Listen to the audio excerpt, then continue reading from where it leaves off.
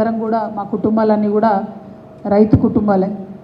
చిన్నప్పుడు వర్షంలో కూడా మా తాతగారితో కలిసి పోయి మక్కచేనులోంచి మక్కెన్లు తెంచుకొని వచ్చినటువంటి కుటుంబాలు మావి. అంత దగ్గరగా పొలాలకు, రైతులకు, పంటలకు నాట్లేసేటప్పుడు కూడా మడిలోకి దిగి నాట్లేసినటువంటి వ్యక్తిని నేను.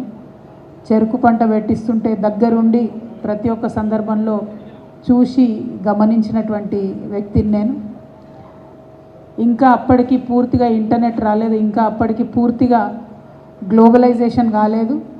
సో ఆవాల దగ్గర నుంచి మొదలు పెడితే, జొన్నల దగ్గర నుంచి మొదలు పెడితే దాదాపుగా ఇంటికి అవసరమైనవన్నీ కూడా మన పొలాలనే వండాలి అనేటటువంటి ఆలోచన ఉన్నటువంటి కాలంలో నా బాల్యం జరిగింది. కాబట్టి రైతులకు, గ్రామాలకు దగ్గరగా బతికినటువంటి వ్యక్తిగా మరి తెలంగాణ రాష్ట్రం ఏర్పాటు కోసం కొట్లాడినప్పుడు కూడా ఆ రైతుల దుఃఖాన్నంతా కూడా పోగొట్టాలని చెప్పి కసితోని కొట్లాడినటువంటి ఒక వ్యక్తిగా, తెలంగాణ ఉద్యమ సందర్భంలో నీళ్లు, నిధులు, నియామకాలంటే నీళ్ళంటేనే రైతులు, నీళ్ళ కోసం కొట్లాడడం అంటేనే రైతుల పొలాల్లోకి మన గోదావరి, మన కృష్ణా నది నీళ్లు రైతుల పొలాల్లోకి రావాలని కొట్లాడినటువంటి వ్యక్తులుగా, తెలంగాణ రాష్ట్రం ఏర్పడక ముందు 2014 కన్నా ముందు 2013-12 సంవత్సరాలలో దాదాపు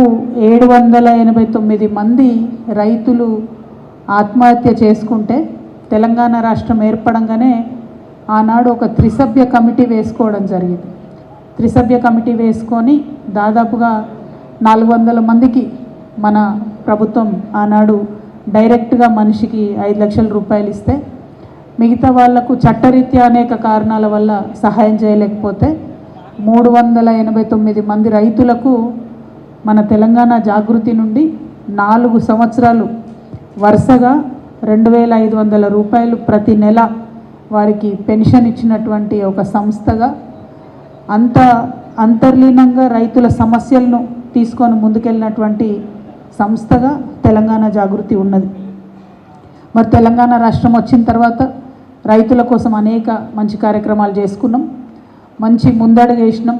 దేశంలోనే నంబర్ 1 స్థానంలో మనము వరిని పండించేటటువంటి ఒక రాష్ట్రంగా చాలా గర్వంగా పంజాబ్ను ధీటుగా దాటుకొని పోయినటువంటి సందర్భాన్ని కూడా మనం గమనించాం.